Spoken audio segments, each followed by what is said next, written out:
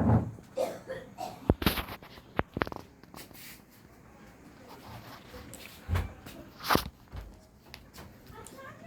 मित्रों, आज हम आपको शुंग वंश यानी कि ब्राह्मण राज्य के बारे में बताने जा रहे हैं। शुंग वंश की स्थापना पुष्यमित्र शुंग ने 184 ईसा पूर्व मौर्य वंश का अंतिम शासक बृहदत्त की हत्या करके किया था। और शुंग वंश को जानने का जो स्रोत है मित्रों, वो है पुराण, बाणभट्ट का हर्षचरित, पतंजलि का महाभाष्य एवं कालिदास का मालविकाग्निमित्रम, दिव्यावदान जो बौद्ध ग्रंथ से इसकी जानकारी मिलती है। शुंग वंश का दो राजधानी था मित्रों, विदिशा और पाटलिपुत्र। इन्होंने पुष्यमित्र शुंग ने 2 अश्वमेध यज्ञ किया था। यवनों को 2 बार इन्होंने पराजित किया था। उसमें वसुमित्र ने मेनांडर, यवन शासक मेनांडर को पराजित किया। तक्षशिला के यवन नरेश एंटियालकिड्स ने राजदूत हेलियोडोरस को आपको शुंग वंश के दरबार में भेजा था।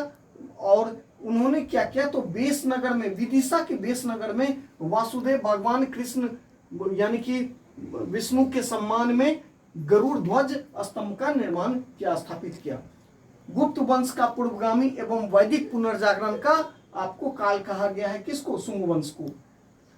साहित्य, कला और संस्कृति के क्षेत्र में इस शुंग काल में आपको विकास देखने को मिलता है। इसी काल में, शुंग काल में ही मनु ने मनुस्मृति, जो भारत का प्रथम विधि ग्रंथ है मित्रों, का रचना किया। वर्णाश्रम व्यवस्था का जिक्र, वर्णन इस मनुस्मृति में है। स्त्री पूजा कहा गया है कि नारी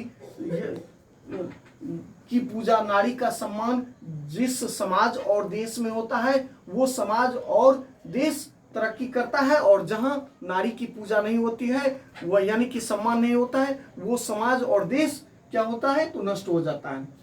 भूमि दान, अधिकारियों को भूमि दान की प्रथा का प्रचलन आपको इसी समय में देखने को मिलता है, यानी कि वेतन के बदले भूमि जो है सो दिया जाता था। अनुलोम और प्रतिलोम विवाह, अनुलोम हो गया उच्च वर्ण, उच्च जाति का जो कोई व्यक्ति है, अगर वो निम्न जाति से के कन्या से विवाह करता है तो उसको अनुलोम विवाह कहा गया, और इसके प्रतिकूल विपरीत प्रतिलोम विवाह।